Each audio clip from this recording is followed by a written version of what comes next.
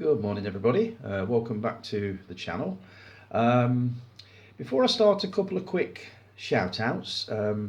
One to a new subscriber, works at my place actually, guy called Dio, security guard.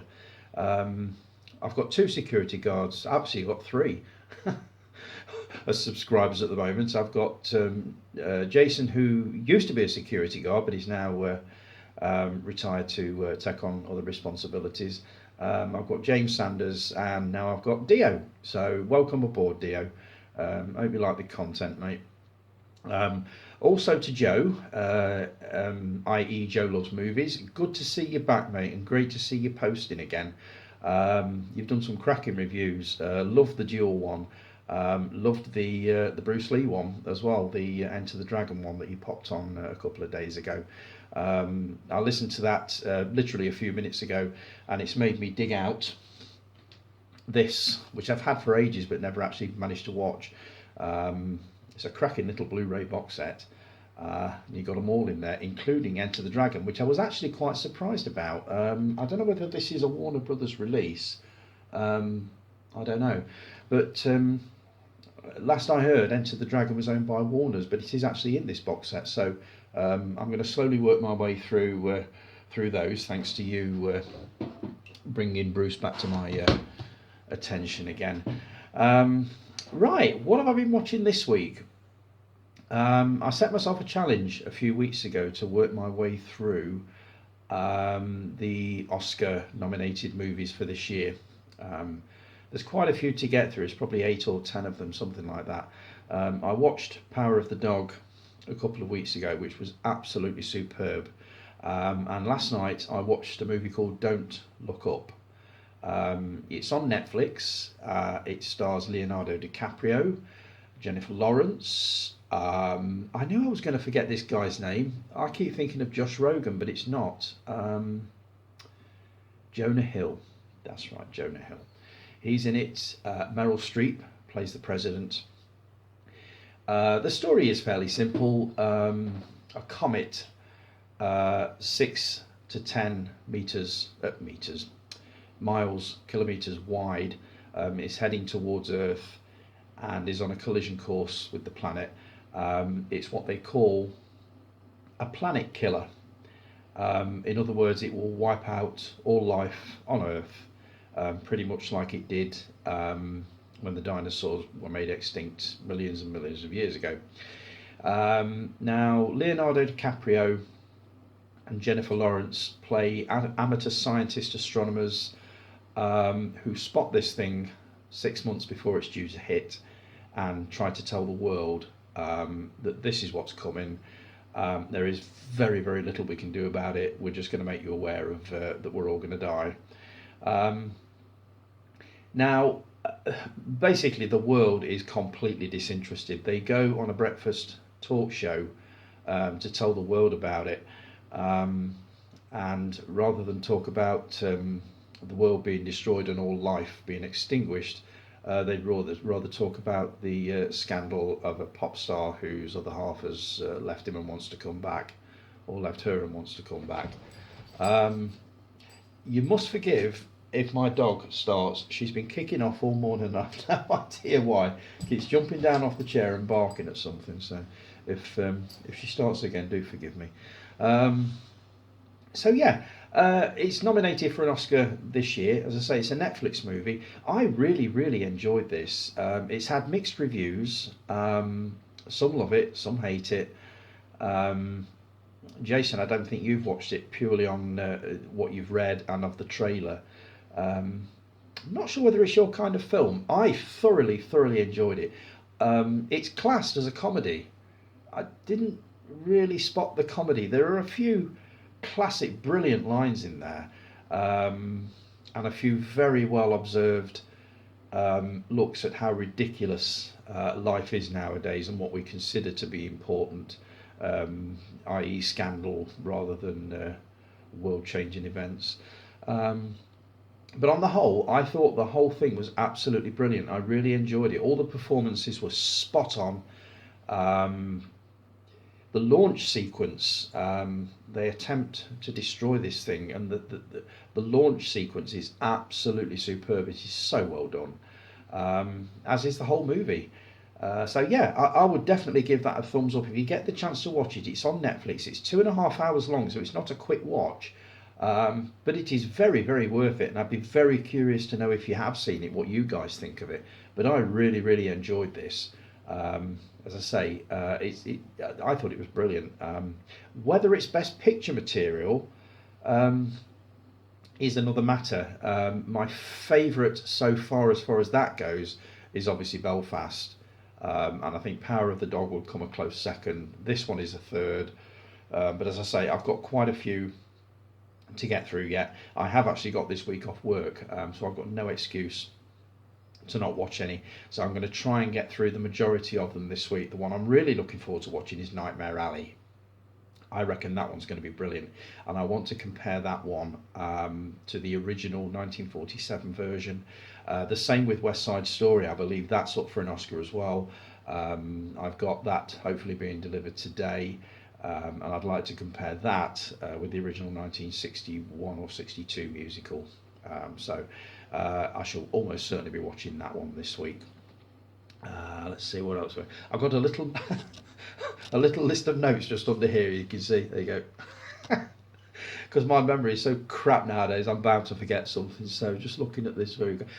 Chris, yes, your Universal 4K box set. Really, really like the look of that, and I am eagerly looking forward to seeing what you actually think of them. Now, I and a lot of people my age grew up with these things.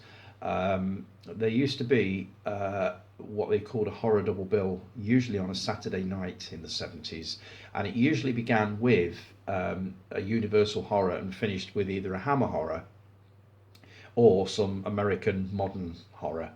And I loved these. Dracula, Frankenstein, the Wolfman, the Creature from the Black Lagoon, the Invisible Man. And they all had spin-offs. The Dracula movies, there must have been 5 or 6 of them. Same with the Frankenstein movies and also the Wolfman. They are absolutely classic movies. And what I'll do now is I'll just show you. I mean, you showed us the 4K box set. These are the ones I bought quite a while ago, and I've watched these over and over, and I do love them. These are the DVD box sets. That's the Invisible Man. Which is Claude Rains. I believe there are 3 or 4 movies on that. Frankenstein. These are really nicely done as well. I don't know whether I can actually get these out. They're awkward buggers to get out. Here we go. Oh, lift up, there you go. Comes out like that. It's like a window, and they're all the same. So I mean, even if I did buy that 4K box set, I think I'd probably hold on to these. The Mummy. I forgot that one. Boris Karloff. Superb. Again, there's 3 or 4 different Mummy films on this. You've got the Mummy's Hand, the Mummy's Tomb, the Mummy's Ghost, the Mummy's Curse, and also various documentaries on the making of the movies. Dracula, Bela Lugosi, the original 1931 version, 2 or 3 sequels, and there's also, I don't know why they've included this, they've included the Spanish version, Spanish language version. The Wolfman. Now this is my favourite. I love this. Lon Chaney Jr. As the Wolfman in 2 or 3 different films. Werewolf of London meets the Wolfman, She-Wolf of London, blah blah blah, and finally the Creature from the Black Lagoon, which was a regular on Friday nights if I remember correctly. There was a season of movies called Appointment with Fear, and the Creature from the Black Lagoon was on that fairly regularly, along with its 2 sequels, The Revenge of the Creature and The Creature Walks Among Us. That would class as more as sci-fi than horror, but I love those movies. And when I reviewed The Mummy a couple of weeks ago, the Tom Cruise reboot, remake or whatever, I just remember thinking, why have you bought? They've started something called the Dark Universe, which is where they were going to pretty much remake all of these. You've not heard anything about it for a couple of years. They've done The Mummy, I believe they've done The Invisible Man, but I don't know whether they're proceeding with it now, because whether they didn't do as well as I anticipated, I don't know. But those movies are absolutely superb. And Chris, I can't wait to hear what you think of not only the movies but also the quality.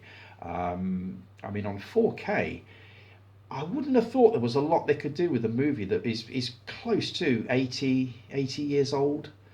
But you tell me, as soon as you've watched them, I'd really appreciate a review of those, definitely, because when I do finally get my 4K set up, that is one that I would really like to get hold of. Not so much to replace these, because I will keep these, but to have a look what they've actually done with them. Right, what have I been buying this week? I've eased off a little bit because with me doing bin it or keep it, it seems pointless buying loads of DVDs when I'm trying to offload quite a few. The first one, this was on the back of a review that you did, Joe. Don't Look Now. Watching that, I thought I've never seen Don't Look Now, so I ordered it and obviously got this through. Looking forward to watching it. I've seen little bits of it. The ending I've seen quite a few times, so I do know where it leads, but I'm looking forward to seeing the rest of it that actually leads up to that. I won't give any spoilers away. I mean, the thing is nearly 50 years old, but obviously it's Donald Sutherland and Julie Christie. Is it Julie Christie? Yes.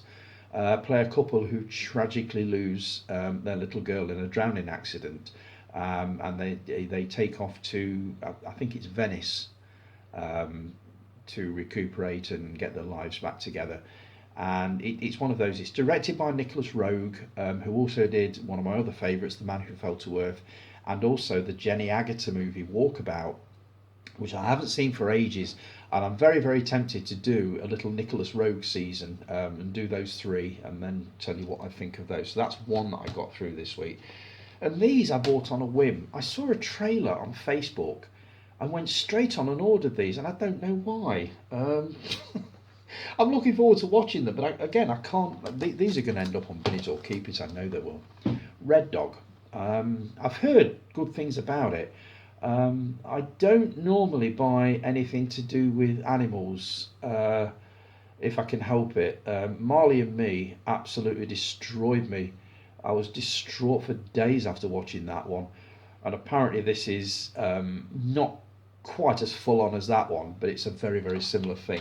And then for some reason I spotted the sequel, Red Dog, or is it True Blue? So I shall have a look at those and let you know what I think, but I get the feeling they will end up on Bin It or Keep It. And on Bin It or Keep It this week, I'm putting this one up there. Now, I watched this a couple of weeks ago for the second time and really, really enjoyed it. I've got to move on to Captain Marvel next, which is the second one in the series. I'm determined to get this MCU kicked off nicely. And I thought at the time, do I keep this now or do I get rid of it? I mean, I'm buying them all on Blu-ray second hand to watch because there's very few of them on sort of Netflix or anything like that. And the question keeps occurring to me, do I buy all of these on Blu-ray and then just give them away? Or shall I build a collection up and put them on a nice shelf and keep them all together? It'll all depend on what the rest of them are like. This one, as I say, I've really enjoyed and enjoyed it again for the second time. I watched it a few months ago and needed to reacquaint myself with it before I move on. But maybe you guys can let me know. What would you do? Would you keep these or would you not keep them? Let me know. Now, this is an interesting idea, kind of. I thought some kind of a little competition every week. Only a simple thing. Just start it off with like a movie quote, and you guys can tell me which movie this is from. I just think it might be a bit of fun at the end of these little things. So if I give you a quote from a movie now, let's see how many of you can get this. I think this is a fairly obvious one. So here goes. I'll do it. I won't do it in an American accent. I'll do it in my normal British accent, so it might throw you off slightly. This is a classic movie. I think you've pretty much all seen this, and I'd be very surprised if anybody didn't get this. But here goes. I've changed the place name to Burton because if I say the actual place name in this, you will get it straight away. Here we go. Where are the kids? In the backyard. Oh, in Burton they say yard. Oh, okay. They're in the yard, not too far from the car. How's that? Like you're from New York. Okay, guys, over to you. Which movie is that from? That was the first one that came into my head, and I thought, yeah, why not? So, right, that's it. Thanks for bearing with me while I was off last week, suffering coughing and spluttering all over the damn place. There was no way that I could got through 10-15 minutes of this without coughing all over the phone, so I thought I'd best leave it for a week. So thanks for bearing with me. Also, thanks for joining me this week. If you've enjoyed the video, give us a thumbs up. I would really appreciate that, and also subscribe. I love getting new subscribers, which is why I try to give them all a shout out now. I don't get very many, but you know, it's nice to get them. So, as I say, thanks for joining me, folks, and I'll be back again next week with a fresh crop for you. I'll talk to you all soon. Enjoy your weekends, folks. Take care. Ta-da.